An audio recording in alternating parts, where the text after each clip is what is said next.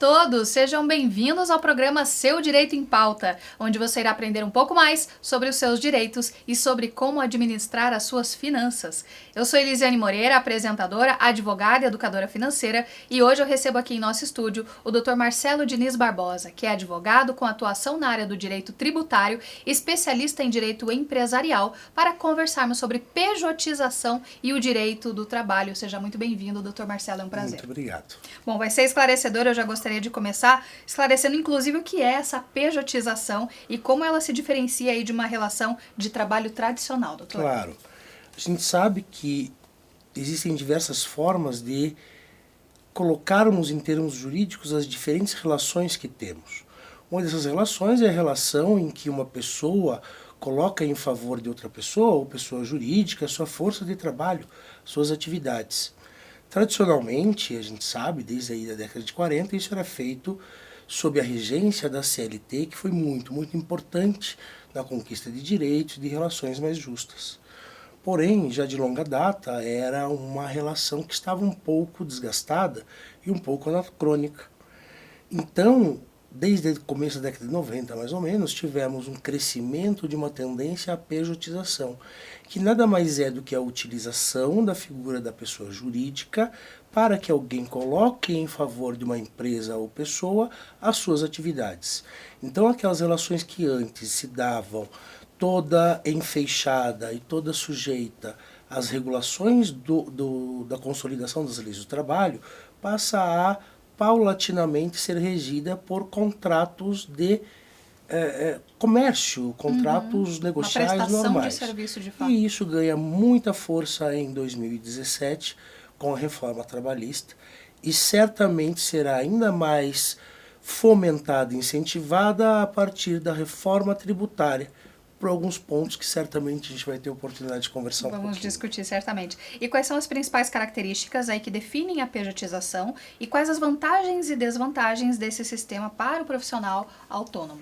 Perfeito. A pejotização, ela envolve, então, como eu comentei, você ter uma determinada relação regida não mais pela CLT, mas sim por um contrato comercial, um contrato entre duas partes dentro de uma liberalidade. É um tema que ele envolve muitas nuances, porque a gente sabe que existem muitos casos em que isso nada mais, nada menos do que mascarar uma situação de relação de emprego. Perfeito. Então sempre é algo delicado. Invertendo um pouquinho do que você me perguntou, as principais vantagens certamente é a economia de custos fiscais e previdenciários, ponto. É isso que é a grande vantagem, independentemente de se falar em empreendedorismo, se falar em tudo isso. A vantagem é uma redução desses custos, mas é evidente que isso não é tão simples, porque o fácil, o conservador e o absolutamente seguro é se fazer a relação regida pela CLT. Claro. Perdão. Imagina. Dentro desse aspecto, o que se precisa ter? Primeiro, que exista efetivamente elementos de autonomia desta pessoa que será contratada. Não podemos imaginar, por exemplo, que em uma empresa em que você tenha 100 funcionários, todos de uma determinada operação, que façam a mesma coisa, com remunerações mais reduzidas, que sejam, a partir de um momento para o outro, grandes empreendedores e formem as suas pessoas jurídicas. É evidente que, nesse caso, teríamos uma simulação, uma distorção daquilo que se espera. Por outro lado, na outra ponta, nós temos hoje, nessas novas gerações, aquelas pessoas ligadas com as empresas de tecnologia que não querem ter relação de trabalho, eles não querem. Sim. Eles não querem ter carteira assinada. Por mais que ele ganhe mais, é uma coisa que não é do desejo dele, porque ele quer ter a sua liberdade. E aí, dentro desses dois extremos, existem uma série de situações. Neste caso, nós tivemos aí recentemente algumas discussões entre a STF e toda a estrutura do direito do trabalho. Havia uma tendência da Justiça do Trabalho restringir o alcance da legislação da reforma que trouxe a pejotização, mas o STF veio validar isso. E ainda estamos em construção, tá, Elisiane? A gente ainda está construindo quais são os conceitos que são aplicáveis. Existem muitas situações até que temos divergências entre aquilo que é decidido na Justiça do Trabalho, daquilo que os órgãos fiscais e mesmo os órgãos judicantes que tratam de direito tributário tratam, é um direito em evolução ainda. Mas já há alguns conceitos que a gente pode traçar. Perfeito. E como essa pejotização impacta a arrecadação tributária do Estado? O principal aspecto que nós temos aí é a questão previdenciária. E aí eu acredito que seja bacana a gente mostrar um pouquinho qual é a lógica por trás disso. Por favor. Então, por exemplo, quando eu tenho uma relação de emprego regida pela CLT, eu falo em geral de inúmeros encargos trabalhistas e previdenciários e fiscais que incidem sobre esse valor.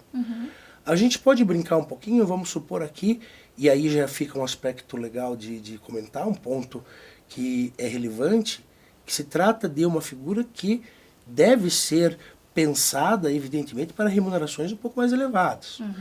Uma pejotização em valores menores nada mais passa do que simulação. Sim. Se a gente falar, por exemplo, de uma remuneração base de R$15 mil em um contrato regido pela CLT, qual é o pacote que vem junto com a CLT? Então eu vou falar sempre de 11 remunerações no ano. São os 11 salários daqueles meses trabalhados. Falamos em R$15 mil, total R$165 mil. Além desse, teremos 13º, férias e seu adicional, e mais o depósito de uma remuneração anual a título de FGTS.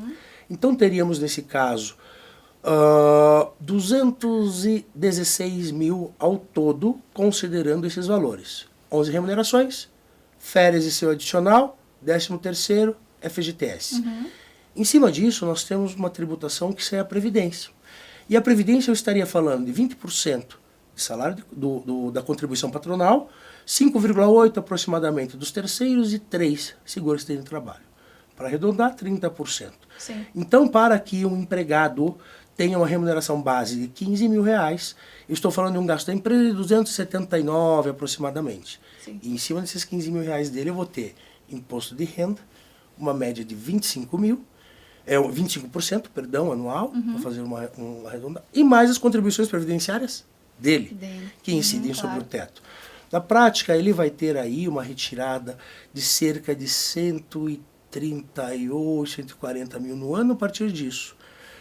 Dentro de uma relação de PJ, isso muda muito, porque eu não tenho mais essa contribuição previdenciária por parte da empresa, o que é uma economia muito grande, e também da parte do empregado, que deixa de ser empregado, vira um empresário, ele tem também uma economia, porque a tributação dele será reduzida. Perfeito. Enquanto como pessoa física ele estaria sujeito nessa faixa a uma tributação, uma carga média de 25%, eu estaria falando nesse caso de cerca de 15%, além de não ter a obrigatoriedade de recolher a contribuição previdenciária, o INSS. Perfeito. Então é uma economia muito significativa. Muito significativa. E quais são as obrigações tributárias de uma pessoa jurídica em comparação a um trabalhador autônomo?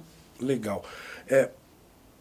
A gente tem que pensar não só do autônomo, mas também no empregado, Isso, né? perfeito. Porque o empregado, quando ele tem essa relação de emprego, ele recebe o seu salário, ele sofre a retenção do imposto de renda, e a sua obrigação principal é, lá no mês de abril, entregar a sua declaração de ajuste. Isso. Fazer aí a entrega de informações ao fisco que possa fazer o cálculo final, gerando uma restituição ou um imposto a pagar.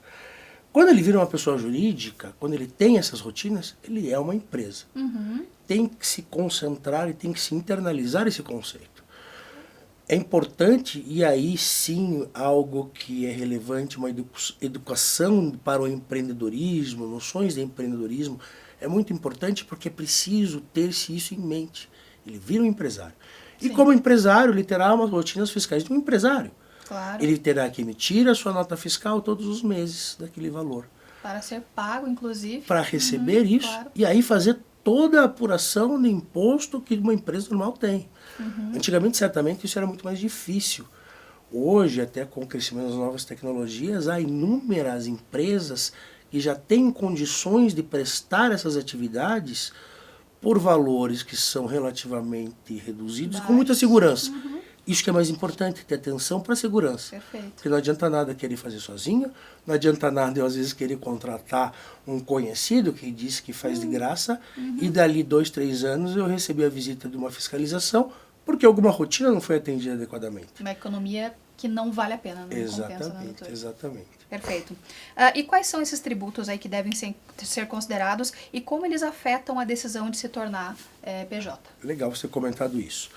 É importante aqui a gente ter em mente que para eu chegar em uma remuneração base de 15 mil, vamos dizer, eu preciso, como empregado, que passo a ser uma pessoa jurídica, ter um aumento neste valor. Por quê? Quando eu falo de 15 mil, eu estou falando de 14,3 remunerações anuais de 15 mil. Sim. Porque eu tenho 13º, Isso. eu tenho terço de férias, eu tenho as próprias férias e eu tenho FGTS. Perfeito. Se falarmos de uma relação de pejotização lícita, legítima, não há férias. Se você quiser férias, você tem que considerar que trabalhará apenas 11 meses no ano. Não 13, sem receber o mês. Exatamente, exatamente.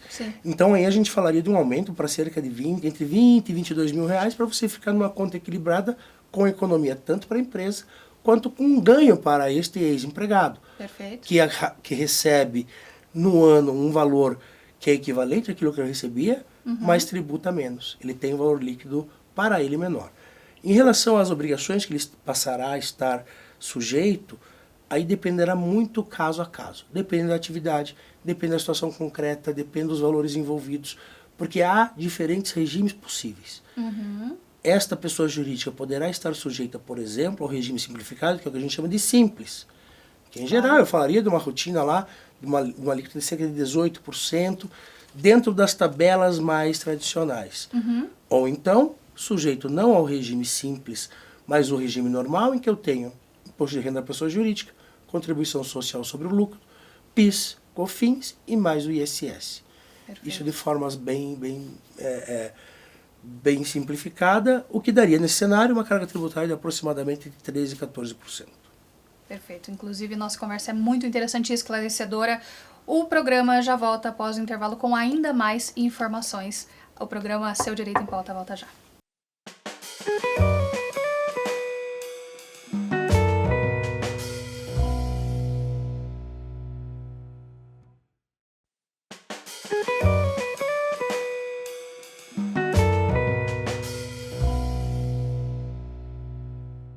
Olá a todos, sejam bem-vindos novamente ao programa Seu Direito em Pauta. A conversa de hoje é com o Dr. Marcelo Diniz Barbosa, que é advogado especialista em direito empresarial, para conversarmos sobre pejotização e o direito do trabalho. Doutor, conversa muito valiosa no primeiro bloco e hoje, agora, no segundo bloco, eu gostaria de falar sobre os riscos legais envolvidos aí na pejotização e quais precedentes judiciais aí sobre o tema. Claro. Como a gente conversou, houve num primeiro momento, após a reforma trabalhista de 2017, um primeiro momento em que a Justiça do Trabalho foi bastante restritiva em relação à interpretação desses contratos. Então, situações em que, em princípio, se esperava que fosse lícita a adoção desta estrutura jurídica para contar com colaboradores, ela não foi aceita, chegando-se a ter precedentes significativos do Tribunal Superior do Trabalho. Porém, o STF, em uma determinada, no julgamento de uma discussão concentrada, ou seja, uma decisão que versou sobre a própria essência da norma, a validou. Indicou que essa é uma estrutura lícita, legítima e pode ser utilizada, inclusive para atividade fim. O que antes não podia ser feito. Antes só podia ser para atividades acessórias que não eram ali da essência da empresa. Então hoje isso está permitido. Mas evidentemente não pode ser a mesma relação. Claro. Então é muito caso a caso, é muito delicado colocarmos quais são os riscos envolvidos, porque esses riscos eles dependem muito de cada caso concretamente considerado. Variam a todo momento. Nós vamos ter situações em que com uma mesma remuneração, como uma aparente identidade de atividades, ao verificarmos elementos contratos da relação, como é o contato entre contratante e contratado, ou empregador e empregado.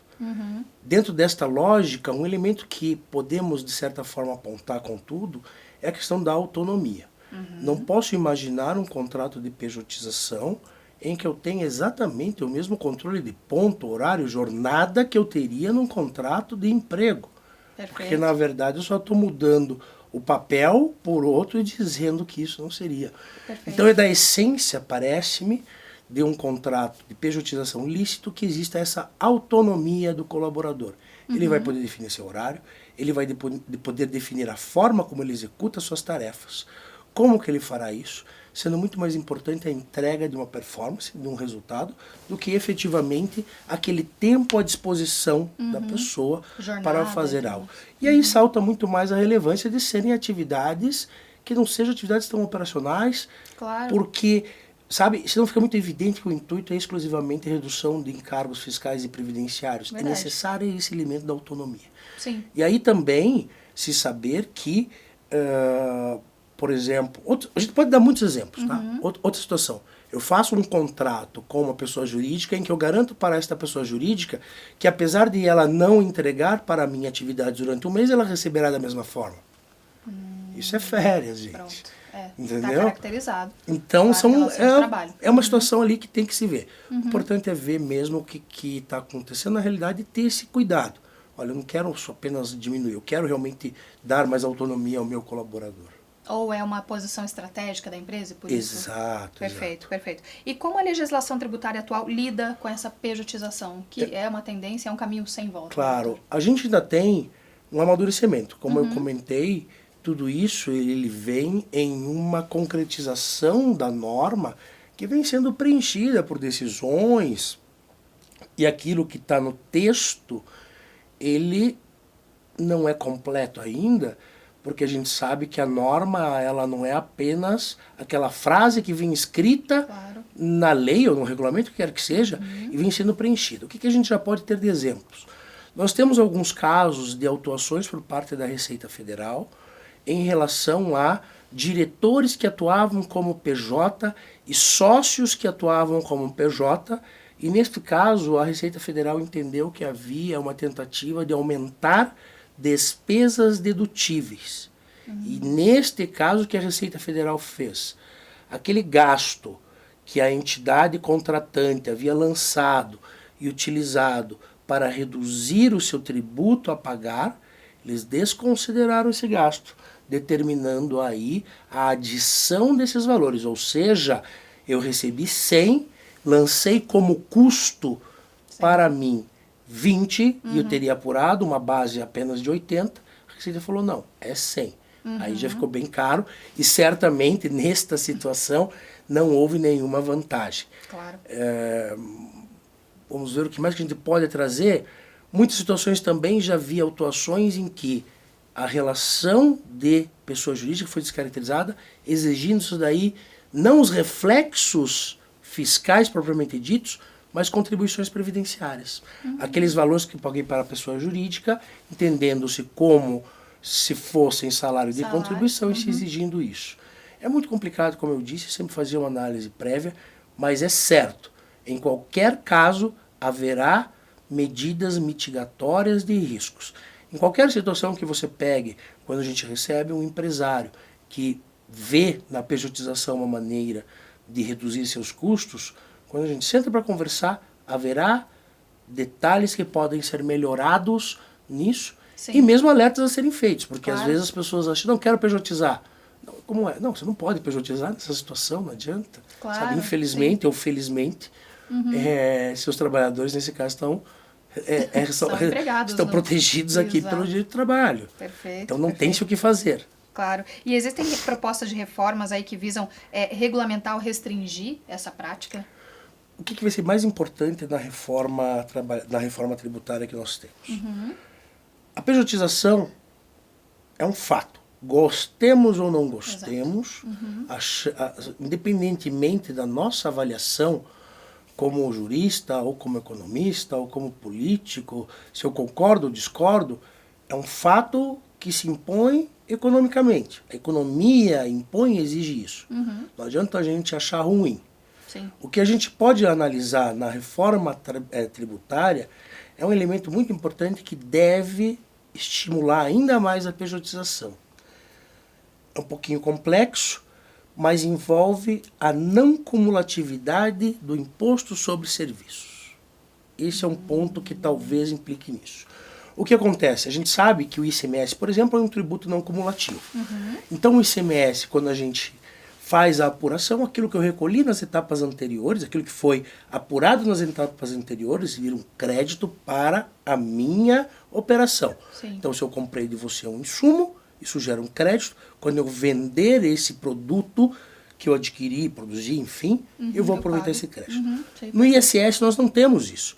Então, se eu sou um prestador de serviços e você também, eu conto com os seus serviços para alguma coisa, esse seu serviço que eu contratei e utilizei para prestar um serviço para outra pessoa, não gerará crédito nenhum. E eu tenho uma alíquota entre 2% e 5%, tanto na sua operação quanto na minha. Com a reforma tributária, aumentará bastante essa alíquota base. Porém, passará a existir esse direito a acreditamento.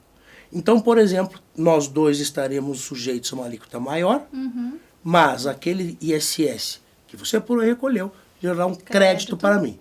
O que acontece? Se essa nossa relação não for uma relação entre pessoas jurídicas, mas eu tiver uma relação de emprego em que eu contrato você como empregada, não há direito a crédito. Exato. Perfeito. Portanto, parece-nos que será um incentivo, porque será uma forma que você, aparentemente, conseguirá uma redução de carga tributária. Mas quando a gente fala de reforma tributária, eu vou ser bem honesto. Até sair a edição do Diário Oficial, com a lei ali bem certinho... É uma caixinha de surpresa. Ah, sim. Tem jogo ainda, porque a gente sabe que não é fácil a negociação. Claro, é claro. Quais são as implicações da pejotização agora para a Previdência Social? Então, esse é um aspecto bem relevante, porque por mais que falem mal do nosso regime geral da Previdência, aspectos são positivos e a cobertura é positiva. Falamos aqui de um regime que ele garante auxílio acidente, auxílio doença. É algo que se você for contratado hoje por uma empresa, amanhã, qualquer infortúnio, você estará coberto. Sim, é algo que no mercado não se tem. Eu não consigo um seguro sem prazo de carência. Eu não consigo um seguro saúde equivalente, especialmente nesse aspecto de saúde e doença. E o que acontece? E essa é uma conta muito, muito importante a ser feita. Pelo empregado, principalmente. Menos até pensando no fisco, pensando na pessoa que está segurada. Porque enquanto hoje um empregado, naquela simulação que fizemos, aquela brincadeira de 15 mil reais, ele teria uma garantia de seus benefícios acidentários e efetivamente de aposentadoria fossem calculados sobre o teto, a partir do momento que se vai como pessoa jurídica, a decisão é dele. Continuar ou não no regime geral da Previdência, ou ter outro regime, que a gente sempre tem esse cuidado. Claro. Então, esse é um aspecto muito importante, porque o que acontece? Certamente, para o Estado, e especialmente para o regime de Previdência, há uma redução significativa de valores. Bom, claro. Porém, vamos aqui não ocultar o que acontece, de alguma maneira, para o próprio fisco e regime previdenciário, existe o outro lado, que se um determinado empregado, que hoje é empregado, contribuiu durante muito tempo sobre o teto, vira uma PJ, em vez de continuar seu recolhimento, ele opta por ou reduzir pelo mínimo. Ou reduzir. E o fisco vai ter uma aposentadoria no futuro que será calculada não mais pelo teto, mas por um valor menor. Então é uma conta que é difícil que a gente faça. Existe sim, aparentemente, uma queda de arrecadação imediata para o sistema previdenciário. O que é muito ruim, porque já são contas que não fecham com facilidade, né? Exato. Essa daí já é uma discussão que daria muito programa todo, e seria pouco ainda. Porque o nosso regime ele tem algumas situações que são peculiares, que ele não é apenas um regime previdenciário, mas ele também envolve assistência. Claro. Então eu não tenho apenas benefícios que surgem como contrapartida de uma contribuição, mas eu tenho também no mesmo pacote benefícios de natureza assistencial. Então, por exemplo, um benefício para alguém que nunca contribuiu está nesse mesmo sistema. Exato. E isso que fica, às vezes, acaba não fechando. Polêmica. Mas aí é muito complicado. É o que a gente quer para o nosso país para o futuro, vamos dizer. A gente reserva para um outro episódio e vai ser muito interessante também. Assim como a conversa de hoje. Muito obrigada, doutor Marcelo. Eu que agradeço a oportunidade e deixo um abraço a todos. Muito obrigada e quero agradecer também aos nossos apoiadores, CF Home Design, com esse mobiliário incrível, e que ainda mais embeleza aí o nosso cenário também aos quadros da Quadro Shop, que também enfeitam aí, deixam ainda mais charmoso aí todo o nosso ambiente, a mais completa loja de quadros da região de Curitiba. Agora um recado para você que é empresário. Sabia que a sua marca pode aparecer aqui no programa Seu Direito em Pauta? A sua empresa e o seu negócio podem estar conosco através de parcerias, apoio e cotas de patrocínio. Como fazer isso? Só entrar em contato através dos endereços que aparecem agora no vídeo. Gostou desse programa? Então já nos siga aí nas redes sociais, no Instagram Seu Direito em Pauta, como aparece na tela, e também em nosso canal do YouTube, onde você pode conferir esse e outros programas.